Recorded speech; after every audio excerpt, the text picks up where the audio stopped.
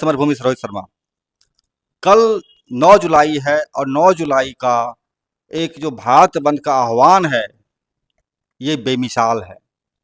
लोग बताते हैं कि ऐसा आंदोलन शायद ही कभी हुआ है मेरे होशो हवास में, और आगे भी शायद ही कभी ऐसा होगा।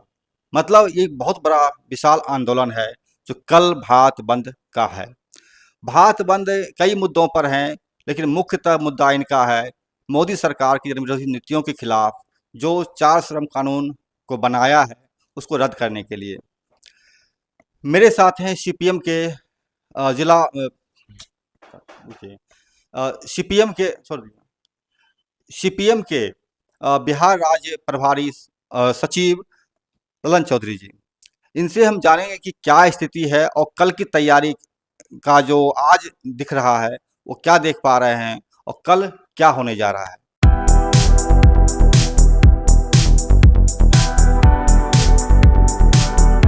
ललन जी, बहुत बहुत स्वागत समरभूमि में है आपका। जी धन्यवाद। ललन जी, बताइएगा कि आप चूंकि बिहार के सचिव हैं, सीपीएम पार्टी के सेक्रेटरी हैं, तो आप क्या देख पा रहे हैं कल जो मजदूरों का आंदोलन चल रहा है, जिसको किसानों ने भी सपोर्ट किया है, इसको आप किस रूप में देख पा रहे हैं? जी, हम लोग देख रहे हैं जो लोग तैयार हैं, क्योंकि उनके सामने में कोई विकल्प नहीं है। किसान जाए तो कहाँ जाए, मजदूर जाए तो कहाँ जाए, उसकी न्यूनतम मजदूरी नहीं मिलेगी। संगठन बनाने का जो अधिकार था उसको इन्होंने छीन लिया। पूरे जो सार्वजनिक संपत्ति था उसको बड़े बड़े पूंजीपतियों के हाथ में हैंड ओवर कर दिया। रेल को, सेल को, भेल को, एयर इंडिया को, ये सब बातें वो कर चुके हैं। खेती के सवाल पर जहां तक इतनी बड़ी लड़ाई हुई, उन्होंने कहा था एमएसपी को लागू करेंगे, लेकिन आज तक उन्होंने नहीं किया। तो किसान की भारी समस्या है। सिंचाई का प्रबंध इनका पास नहीं है। खेती भगवान के भरोसे है। पानी ज्यादा हो गया तो बाढ़, कम हुआ तो सुखाड़। यह जो विडंबना है किसानों के साथ, और जो मजदूर हैं उनको काम नहीं मिल रहा है, बड़ा ही विचित्र स्थिति है। इस संकट से लड़ने के लिए देश तैयार हुआ है। अभी पूरा भारतवर्ष, कल बिहार नहीं पूरा भारतवर्ष सड़क पर रहेगा और मोदी सरकार के इन गलत आर्थिक नीति, सामाजिक नीति के खिलाफ लड़ेगा। लोग बोलते हैं कि मोदी सरकार रिजिड है, ये जिस चीज़ को कदम आगे बढ़ाते हैं पीछे नहीं लौटते हैं। लेकिन किसानों ने भी अपनी मांगों को मनाने के लिए लगभग 1 साल तक धरना दिया था और 750 लगभग 800 के लगभग किसान मारे गए थे। तो ये जो कल का इशू उठा रहे हैं आप हैं, तो एक दिन के बंदी का क्या असर पड़ेगा? देखिए, ये स्टार्टिंग पॉइंट होगा तो कहीं ना, तो ये स्टार्टिंग पॉइंट है समूचा देश में। इसकी तैयारी 3-4 महीना से हो रही है। सभी कल में, कारखाना में, सभी जगहों पर आपको है, जिसमें सरकारी कर्मचारी हैं, इसमें रेल के एम्प्लॉय हैं, बैंक के एम्प्लॉय हैं, एलआईसी के एम्प्लॉय हैं।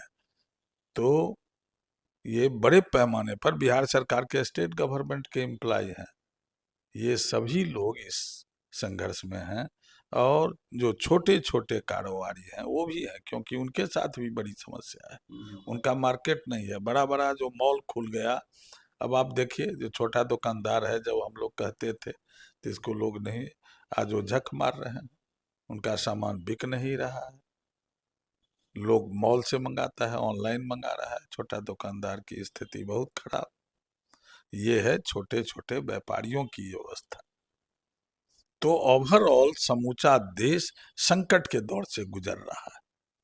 इसलिए इसके खिलाफ अगर नहीं बोले लोग, नहीं लड़े, तो कोई राजनीतिक कर्तव्य देश के प्रति जो हमारी निष्ठा है वो तो नहीं बचेगी।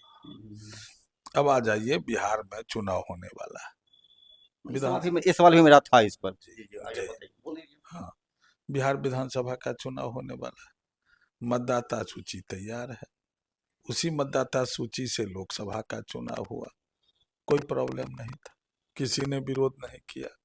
आज अब वो 11 गो चाहते हैं जो हमको सूचना प्राप्त हो, उसके आधार पर हम मतदाता सूची बनावेंगे। मतदाता सूची बनाने का काम सरकार का है, मतदाता सूची में इनरोलमेंट करने का काम सरकार का है, सरकार का है माने उसके मशीनरी का है। अब आप कहते हो जो आप कागज लाओ, हम कहाँ से कागज लावे? हमारे फादर मदर का, हमें पर्सन लाइक ललन चौधरी कहते हैं, हमारे फादर मदर का तो नहीं है जन्म प्रमाण पत्र, कोई जरूरतें नहीं पड़ा, मर गए, श्राद्ध हो गया, बोझ हो गया, बात खत्म। अब उनका कहाँ से मिलेगा? कौन कार्यालय देगा? कार्यालय तो उनका है, सीओ देगा। सीओ के पास है इतना, जो इतना बरस नहीं, पुराना। 87 के पहले का सिर्फ जन्म प्रमाण पत्र मांग रहे हैं। 87 क्या साल हो गया था बोलिए? जी। 87, 90, 10, 25, 35 और आपको 38 साल। 38 साल पहले का जन्म प्रमाण पत्र, इट इज करेक्ट, ये सही है। आप आधार कार्ड को क्यों नहीं मानते?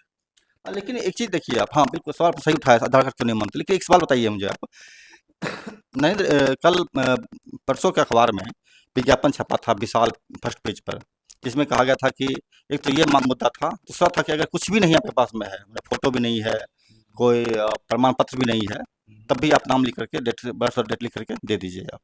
तो उससे लोगों को बताया कि इससे फर्जी मतदाता बनने का संभावना ज़्यादा बन जाएगा। तो इसमें क्या दिक्कत आपको? फिर बाद में मुकर भी गया चुनाव आयोग।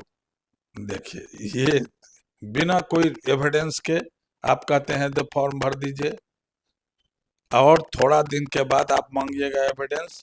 जिसके पास एविडेंस नहीं होगा उसका कताल खाता में फेंक देंगे, क्योंकि उससे तो विथड्रॉ आपने नहीं किया है। आपने विथड्रॉ किया है? नहीं किया। आधार कार्ड को मानने में क्या दिक्कत है? लेबर कार्ड को मानने में क्या दिक्कत है? ये क्यों नहीं मानते आप? पूरा बैंक चलता है आधार कार्ड पर, रेल का टिकट कटता है आधार कार्ड पर, सभी तरह के काम होते हैं, आधार आपका पहचान है। ये आप देखिए, फॉर्म भरिए, बात खत्म। मैंने आपका मांग है कि आधार कार्ड को आधार बना करके इस पर सारा काम किया जाए। कीजिए, कीजिए, कहीं से भी आपने बनाया है इसको। आधार कार्ड कोई व्यक्ति नहीं बना लिया है, उसका नंबर है, उससे 1 मिनट में आप बटन दबावेंगे, आदमी मिल जाएगा आपको। 10 उंगलियों का उसमें जो चिन्ह है, आँख का आइरिस का उसमें सभी है, तो आप क्यों नहीं करते इसको? ये है बिहार चुनाव को डेडल करने का, लोगों के बीच में एक अफरा तफरी की स्थिति बनाने का। और पराजय हो गई है उनकी, मत से वो पराजित हो गए हैं। पिछले चुनाव में भी कितना, 11,000 ज्यादा वोट आया था उनको महागठबंधन से। तो इसलिए पराजय को देखते हुए ऐसा काम वो कर रहे हैं। कहा जा रहा है कि जो राहुल गांधी जो सवाल उठाए थे महाराष्ट्र में मैच फिक्सिंग का सवाल, इसमें कि पूरी तरह से चुनाव आयोग एक्सपोज हो गया था, उसको ढकने के लिए ये चीज को लागू किया गया यहाँ पर। ये ढक रहे हैं कि यार वो क्राइसिस पैदा कर रहे हैं। क्या ढकेंगे उसको? कैसे ढकेंगे? अपनी इज्जत ढक रहे हैं। इज्जत को ढक रहे हैं, और सबको माने बड़ा हिस्सा मतदाता सूची से अलग हो जाए। समूचा बिहार का बड़ा हिस्सा है कहाँ? मजदूरी कर रहा है, जूठा उठा रहा है, खेती कर रहा है, कोई इंजीनियर डॉक्टर गया है, जो गरीब लोग हैं वो जाते हैं। अब वो कैसे ऑनलाइन करेगा? कौन काम है? उसकी शिक्षा है। जिनका कहना है कि जो लोग बिहार से बाहर गए हैं कमाने के लिए, चाहे जो भी होटल में कमाने गए हों या फिर किसी भी काम में करने गए हों, वो उनका जो है सूची से नाम कट जाएगा। लगभग 20% ऐसी आबादी, मतलब 2 करोड़ के लगभग। क्या कहेंगे इस पर? तो काटिए रहे हैं, यही तो उनकी मंशा है। जो समाज का जो गरीब तबका है, कमजोर तबका है, उसका वोटिंग राइट खत्म हो जाए, हैव्स का वोटिंग राइट रहे, हैव्स नोट का नहीं रहे। ये है इंटरनल बात, क्योंकि गरीब लोग इनको वोट नहीं करेगा। वो जिस रूप से संकट के दौर से गुजर रहा है आज, अब वोट भी देगा बीजेपी को, दोनों बात नहीं हो सकती है। इसलिए वो इन कामों को कर रहे हैं। इसके लिए आप कोर्ट क्यों नहीं जा रहे हैं? कोर्ट भी जाइए। कोर्ट तक गया है, सुप्रीम कोर्ट गए हैं, बड़े बड़े लोग गए हैं, सुप्रीम कोर्ट तो गए हैं। 10 तारीख को हेयरिंग है। जी।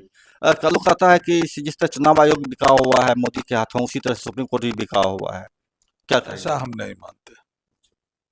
जुडिशियरी अभी है, बची हुई है, कुछ परसेंटेज है तो उस पर कार्रवाई भी हुई है, कुछ रुपया तो मिला है, आप जानते हैं सब बात को। लेकिन सुप्रीम कोर्ट बिक गई है, मैं नहीं मानता ऐसी बात। एक चीज़ बताइए मुझे आप, ये जो अ, वोटर, चूँकि कल का डिमांड शायद ये भी मुद्दा भी जुड़ा हुआ है। कल के जो माने वोटर जो हैं, जो कि हैव नॉट्स जिसको बोल रहे हैं, एक सवाल कन्फ्यूजन लगातार बनता जा रहा था कि मान लीजिए कि जिनका मतदाता सूची में नाम नहीं रहेगा, तो उनका क्या होगा? जैसे कि बहुत सारे लोग निर्दाक्षिण्य हो जाते हैं कि इसे है न वोट ना पड़े, नाम रहे ना रहे, क्या फ़र्क पड़ता है हमको है। तो आपको क्या लगता है कि जिसका नाम मतदाता सूची में नहीं रहेगा, क्या उनको शरणार्थी, घुसपैठिया बताया जाएगा, या उसको जो लाभ मिलती है सरकारी लाभ, राशन कार्ड का, राशन का, या फिर कुछ और चीज़ का, अन्य लाभ, वृद्धा पेंशन, विधवा पेंशन और कुछ, ये सब को बंद कर देगी गवर्नमेंट? जब ये इस देश का वो नागरिक नहीं होगा तो टैक्स पेयर का पैसा कैसे खर्चा होगा, किसी के ऊपर, किसके ऊपर खर्चा होगा? जो हमारे देश का जो नागरिक है, जो मतदाता है, ये डेमोक्रेसी क्या है? For the people, by the people, of the people. यही न है कानून, यही न है हमारा कॉन्स्टिट्यूशन ऑफ इंडिया की बेसिक बात जनतंत्र का। तब कुछ लोगों के हाथ में वोटिंग राइट रहेगा, बड़ा हिस्सा के हाथ में वोटिंग राइट नहीं रहेगा, तो उसके कुपरिणाम होंगे, इसका वर्ग चरित्र बदलेगा, चुनाव का और खराब होगा। अभी खरीद बिक्री होती है, धर्म और जात के नाम पर वोट हो रहा है, वो और संकटपूर्ण स्थिति होगी। अमित साहब बोलते हैं कि इसे अगर जो करोड़ों क्या बोलते हैं शरणार्थी आ गए हैं या घुसपैठिया आ गए हैं, इनका नाम कट जाएगा तो जो लोग बचेंगे उनको जो है नौकरी मिलेगा, रोजगार मिलेगा, बहुत सा चीज़ मिलेगा। तो क्या लगता है, नहीं मिलेगा? कहाँ घुसपैठी है? देखो, पकड़ते क्यों नहीं है? गृह मंत्री हैं, कहाँ है इनका पुलिस, कहाँ है इनका एडमिनिस्ट्रेशन? देश के अंदर में न है घुसपैठी, घुसा है कहाँ? देश के अंदर। समूचा देश की जवाबदेही किनके ऊपर में है? पूरा बॉर्डर किसके हाथ में है? हम्म, कौन रोके हुआ है आपको? ये पूरा का पूरा गलत प्ली देते हैं, एनआरसी कर रहे हैं। एनआरसी कर रहे हैं और भारत के, चूंकि ये भारत लागू होने जा रहा है, तो भारत के लगभग जितने भी लोग इस सूची में नहीं आएंगे, वो घुसपैठिया बताए जाएंगे, शरणार्थी जाएंगे, उनकी नागरिकता रद्द कर दी जाएगी और वो अपने ही देश में घुसपैठिया बन जाएंगे। ये एक सवाल आप बोलना चाह रहे हैं, मेरा सवाल दूसरा रहेगा। ये जो कल आप धरना दे रहे हैं, ये जो नहीं मतलब जो बंद कर रहे हैं एम्प्लॉयज का, कर्मचारियों का जो बंद हो रहा है कल, तो इसमें अब 4 बिल की बात करें जिसमें कि 8 घंटा की मांग शामिल है, 8 घंटा काम किया जाएगा। मोदी सरकार बार-बार बोलती है कि मैं 18 घंटा काम करता हूँ, मैं छुट्टी नहीं लेता साल में कभी भी। एक उद्योगपति बोलते हैं कि इसे भारत के मज़दूर जो हैं कामचोर हैं, लालची हैं, निकम्मा हैं, ये काम करना नहीं चाहते हैं। 18 घंटा काम किया जाए देश का विकास होगा। तो 18 घंटा काम करने की बात तो अच्छी बात है, देश का विकास होगा, तो क्यों इसका विरोध कर रहे हैं आप? 18 घंटा कोई आदमी काम करेगा? मोदी जी कर रहे हैं ना? कर रहे हैं, मोदी जी कर रहे हैं प्रधानमंत्री के रूप में। यहाँ तो रोजी रोटी रोटी का सवाल है। आप इन बातों को देखिए, 18 घंटा कोई काम करेगा कितना दिन? टीबी हो जाएगा, हार्ट अटैक होगा, लोग की मौत होगी। बड़े लंबे लड़ाई के बाद 8 घंटा काम, 8 घंटा आराम, हफ्ता में 1 दिन छुट्टी,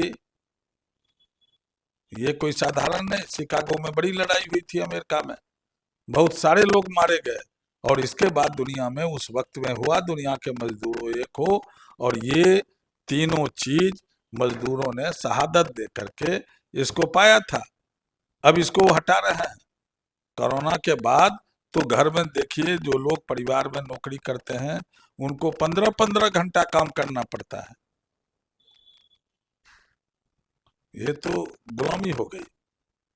बधवा मजदूर को जैसे काम लिया जाता है वो काम। तो देश का विकास तो होगा ना? क्या विकास होगा? ह्यूमैनिटी का क्या होगा? लोगों के श्रम शक्ति का इस तरह से शोषण होगा। आप उसके तनख्वाह में कोई बढ़ोतरी किया 18 घंटा काम लेने के बाद? ऐसा होता है क्या? ऐसा डेमोक्रेसी है क्या? बधवा मजदूर बना दोगे? नहीं चलेगा। आंदोलन हो रहे हैं और हमको पूरा भरोसा है कि देश जब सड़क पर उतरेगा तो ये लोग जो तानाशाही प्रवृत्ति से देश को चलाना चाहते हैं वो नहीं।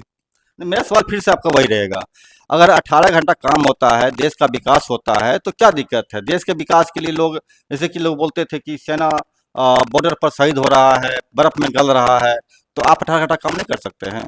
18 घंटा काम के बाद 24 घंटा का दिन रात न होता है तो क्या घंटा बचा? 18 क्या 24, 6 घंटा। 6 घंटा में लोग सोएगा, खाना खाएगा, रहेगा, उसका कोई फैमिली लाइफ है कि नहीं? ये देखिए तो जब आप सुनते थे, इससे फायदा होगा देश को। जिसकी जनता इतनी पीड़ित हो जाएगी 18 घंटा के काम के बाद, और देश विकास कर जाएगा? इम्पॉसिबल। इम्पॉसिबल। ये विदेशों में भी एक प्रयोग हुआ था, किया गया था कि लोगों ने पाया कि अगर काम के घंटे कम किए जाते हैं, कुछ जगह तो 4 घंटे हैं, कुछ जगह 6 घंटे हैं, और सप्ताह में 2 दिन छुट्टी देने की बात चल रही है। और इसमें एक चीज़ और कहा जा रहा है कि वहाँ पर जो है, अगर मजदूर स्वस्थ स्थिति में आते हैं, तो वो 4 घंटा में ही उतना काम निकाल सकते हैं जितना कि 12 घंटा का मजदूर काम कर लेता है। ये एक सवाल रहेगा है। लेकिन मेरा एक सवाल और रहेगा आपसे, अंतिम सवाल। आप अभी बात हो रही थी आपसे, तो आपने कहा था कि सीपीएम के महासचिव भी बिहार के आंदोलन में, कल का आंदोलन में पार्टिसिपेट कर रहे हैं। तो आखिर क्या लगता है कि उनके आने का क्या प्रभाव पड़ेगा? उनके आने का हमारे काडर पर, वर्कर पर, और फिर बड़े लीडर हैं वो, राज्यसभा के 3-3 टर्म सदस्य रहे हैं, तो निश्चित रूप से उनका प्रभाव पड़ेगा। और पार्टी के महासचिव हैं तो एक बड़ी अथॉरिटी है। बहुत बहुत शुक्रिया आपका। एक बड़ी अथॉरिटी है, और वो जब आ रहे हैं, एमए भी सीपीएम के महासचिव रहे हैं, और सबसे बड़ी बात हाँ हैं, और उन्होंने उनकी जो बिहार में पहली बार आए थे, एक बार और आए थे वो, उनसे हमारी बातचीत भी हुई थी और हमने उसका एक किया भी था, आप उसको देख सकते हैं।